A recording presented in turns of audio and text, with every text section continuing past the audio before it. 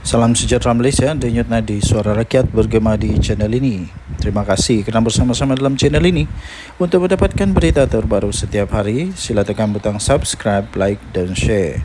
Malaysia kita punya, cintai Malaysia aku, kita jaga kita. Sila tekan butang subscribe, like dan Salam sejahtera Malaysia, denyut nadi suara rakyat bergema di channel ini. Najib Razak kalah di mahkamah dan bakal bankrupt bersama dengan anak dia. Kesian Najib. Sudah jatuh di timpa tangga. Sudah jatuh di timpa tangga. Apa boleh buat, inilah kehidupan dia. Jadi mahkamah mengumumkan keputusan menolak permohonan Najib Razak dan anak untuk menangguhkan prosiding bankrupt. Kalau Najib bankrupt, anak dia bankrupt, dua-dua bankrupt, memang sudah punah segala harapan. Tidak ada lagi harapan. Jadi sebenarnya walaupun Najib Razak terlepas daripada mana-mana hukuman penjara kerana kes jenayah, pecah amanah, salah guna kuasa, pengubahan wang haram, tapi kalau dia kalah juga dalam kes kebankrupan ini, dia tetap tak ada apa-apa, tidak boleh bertanding, tidak boleh memegang jawatan, tidak boleh dan tidak boleh. Jadi sama juga kan. Mahkamah tolak permohonan Najib dan anak tangguh prosiding bankrupt. Sah, kalah lah ni. Sudah kalah di mahkamah. Mahkamah Tinggi pada hari ini telah menolak permohonan Datuk Seri Najib Tun Razak dan anak dia, iaitu Datuk Muhammad Nazifuddin, untuk menangguhkan prosiding kebankrupan terhadap mereka kerana dikatakan telah gagal untuk melunaskan tunggakan cukai masing-masing, iaitu 1.69 bilion ringgit Malaysia dan 37.6 juta. Bayangkan Najib mau bayar 1.69 bilion, mana dia mau cari itu? Mana dia mau cari? Perkara itu disahkan sendiri oleh peguam mereka, Muhammad Farhan Muhammad Syafi, ketika beliau ditemui oleh pemberita selepas prosiding yang berlangsung di dalam kamar. Permohonan hari ini adalah untuk menangguhkan prosiding kebankrupan bagi membolehkan pendengaran di Pesuruhjaya Khas Cukai Pendapatan berjalan dulu. Bagaimanapun, timbalan pendaftar iaitu Kamarul Aris Kamaluddin tidak membenarkan permohonan kami. Saya setuju, benda ni sudah cukup lama. Takkan ditunda lagi. Sampai bila mau selesai?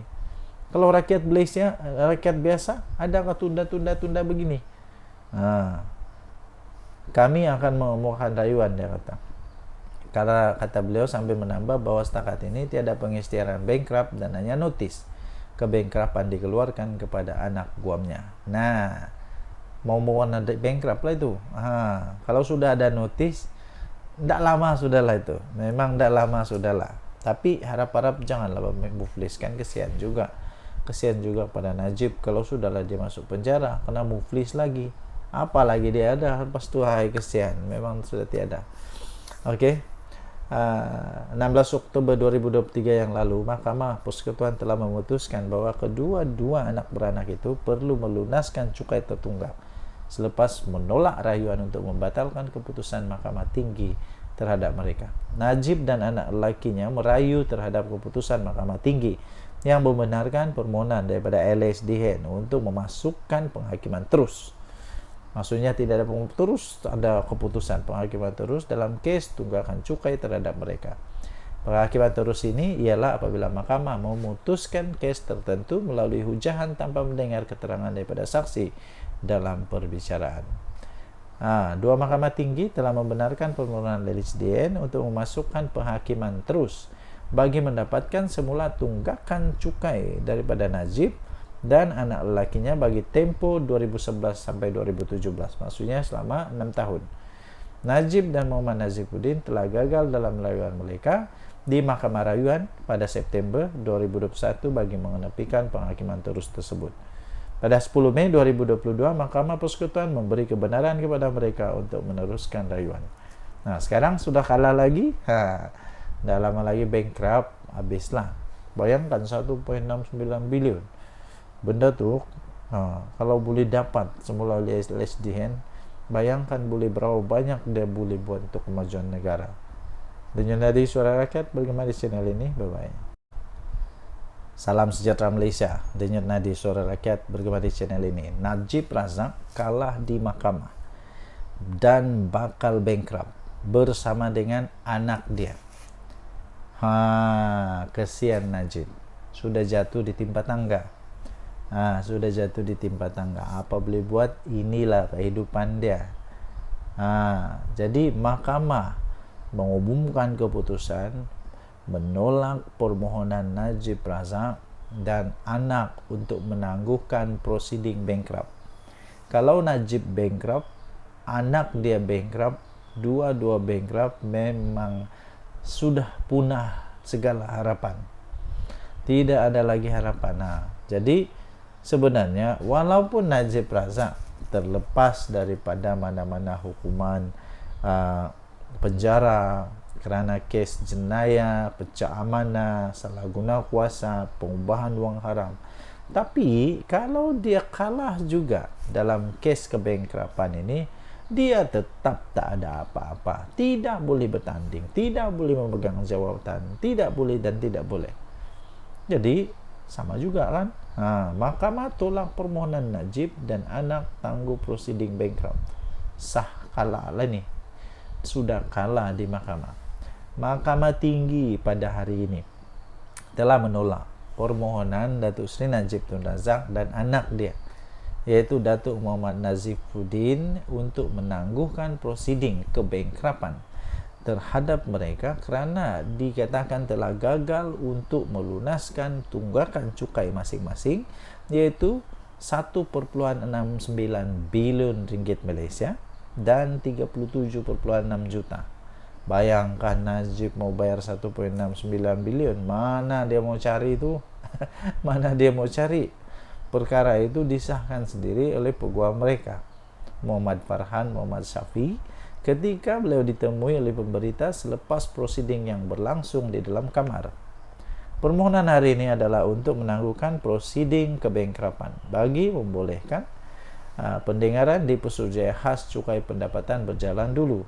Bagaimanapun, timbalan pendaftar yaitu Kamarul Aris Kamaluddin tidak membenarkan permohonan kami. Saya setuju, benda ni sudah cukup lama.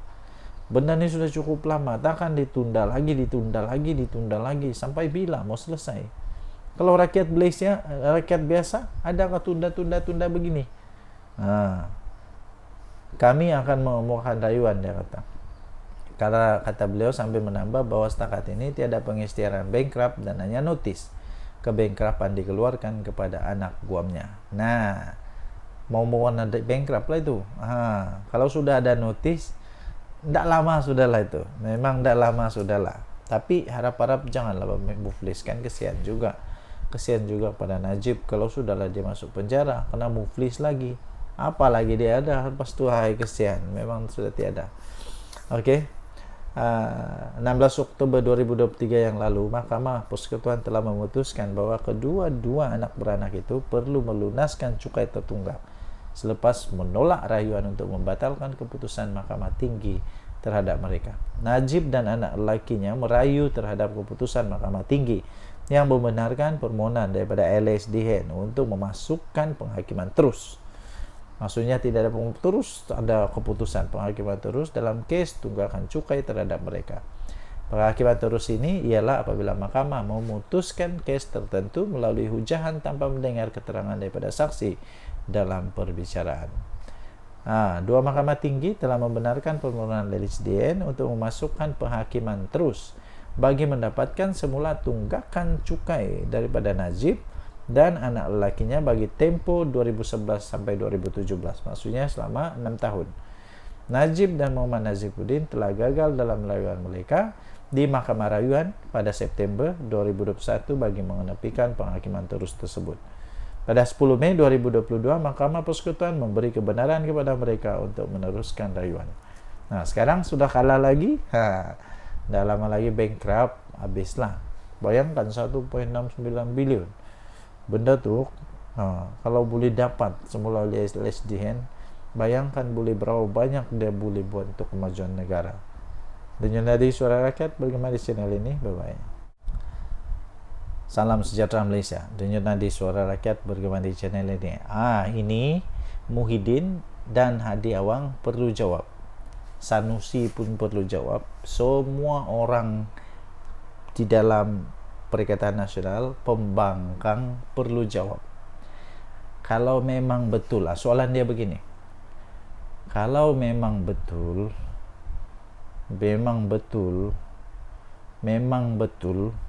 Perikatan Nasional mau memberhentikan amalan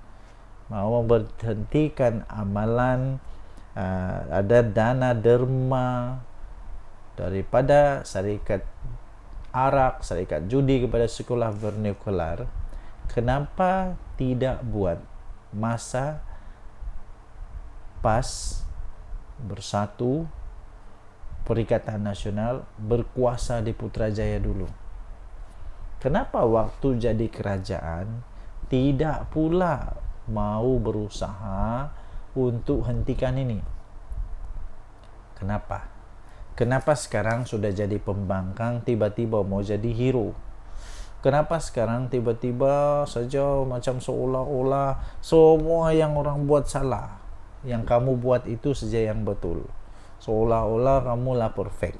Tapi soalan dia, kenapa dulu Hadi Awang ada dalam kerajaan? Lepas tu siapa lagi? Ramailah orang-orang PAS dalam kerajaan. Taqiyuddin Hasan ada dalam kerajaan. Muhyiddin Perdana Menteri. Kenapa tidak hentikan waktu itu? Apa?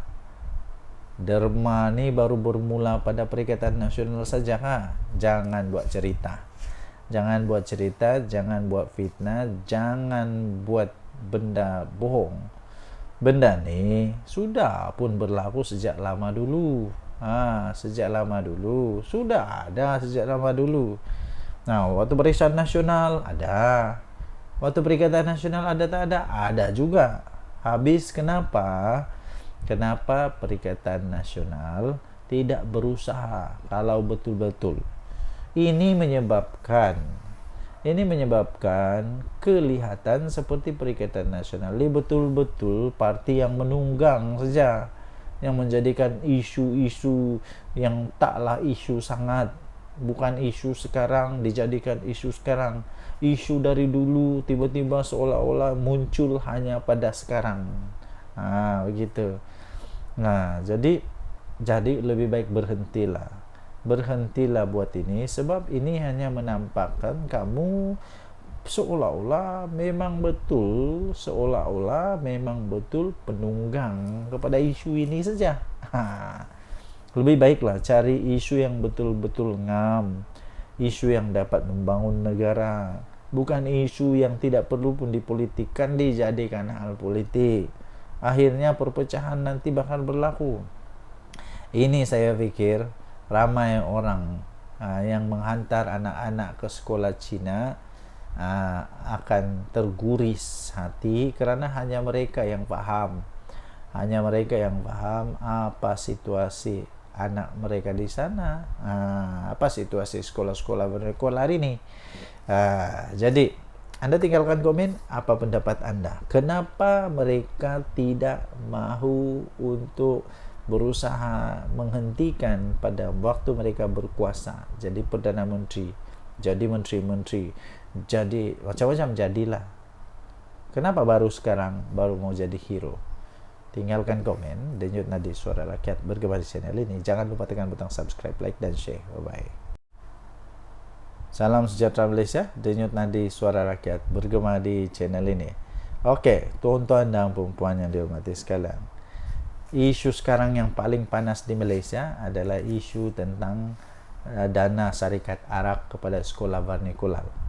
Bisinglah seluruh dunia, bisinglah walaun tit, bisinglah semua. Tapi tahukah Anda, dana syarikat arak kepada sekolah vernikular ini sebenarnya diamalkan oleh kerajaan yang terdulu-dulu lagi pun, bukan daripada Pakatan Harapan. Jangan salah.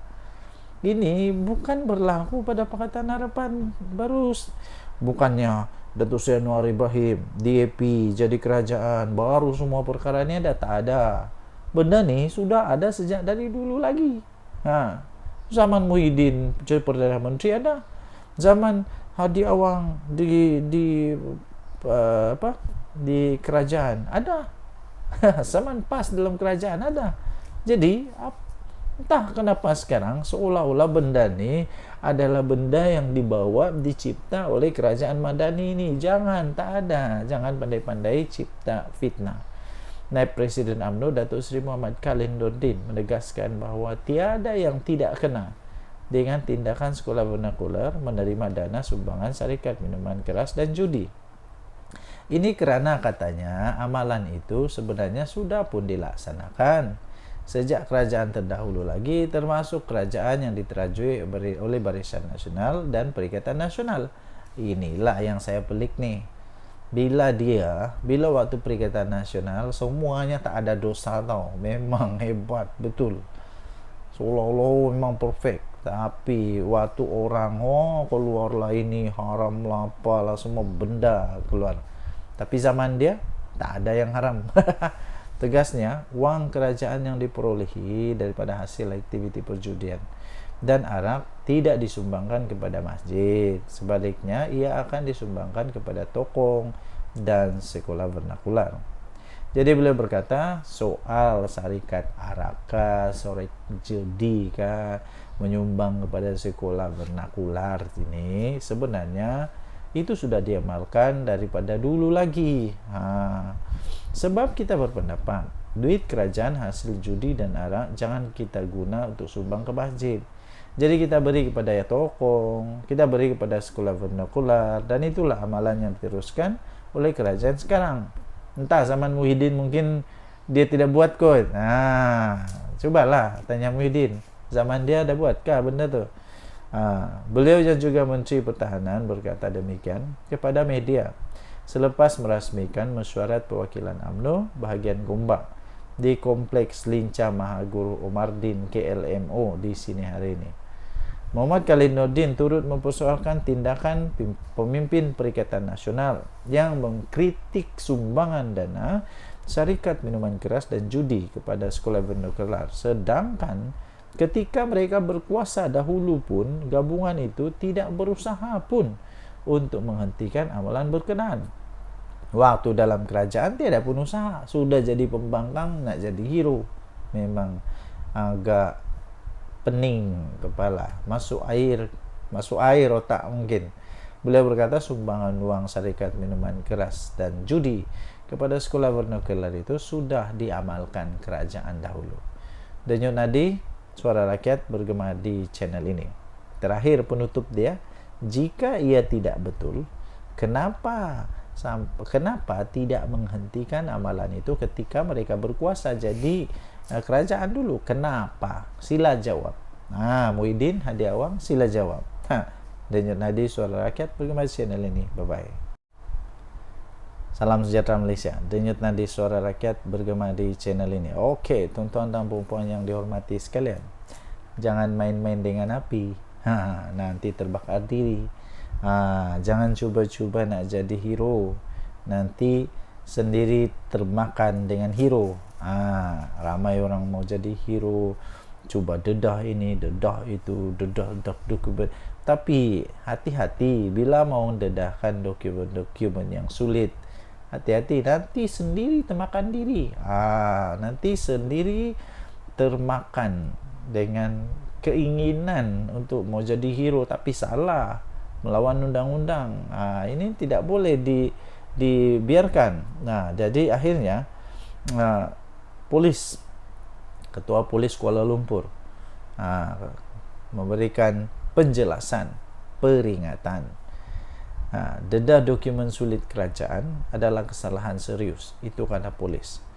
Penahanan reman ahli jawatan kuasa penerangan bersatu, iaitu Badrul Hisham Syaharin, adalah proses biasa yang dilakukan berdasarkan keperluan siasatan. Jangan pula lepas ini kata kena tunggang lah, polis kena tunggang lah. Tidak, memang ini semua begini. Dulu pun salah seorang pemimpin Pakatan Harapan kena dalam kes ini. Siapa dia? Rafizi. Jadi kalau sekarang Cikgu Bat kena, sebab itu biasa terjadi. Jangan pula Muhyiddin tiba-tiba merayan kata itu ini. Muhyiddin tahu sangat, dia tahu betul dengan undang-undang ni. Dan saya terasa Cikgu Bat pun tahu dengan undang-undang ni. Ketua Polis Kuala Lumpur Datuk Rusdi Muhammad Isa berkata, kesalahan disyaki dilakukan oleh Badrul Hisham atau dikenali sebagai Cikgu Bat itu adalah satu perkara yang sangat serius di dalam mana? Di bawah Seksyen 8 Akta Rahsia Rasmi tahun 1972. Jadi dia kata ini proses biasa untuk menahan reman. Ada laporan, jadi kesalahan itu kita akan siasat, dia kata. Jadi kesalahan itu benarkan kita buat tangkapan dan ada keperluan kita akan tangkap bergantung kepada siasatan, katanya. Jadi janganlah risau kalau tidak ada apa-apa salah, nak takut apa. Kalau memang buat salah, terimalah. Saya pikir Cikgu Bat yang dipilih menjadi orang-orang besar di dalam bersatu, dia bukannya bodoh kah, babal kah, tak palui kah, tidak. Dia bukan palui. Dia tahu konsekuensi bila dia keluarkan benda tu, bila dia kongsikan maklumat tu. Dia tahu kalau itu rahsia kerajaan kah, bukan rahsia kerajaan kah.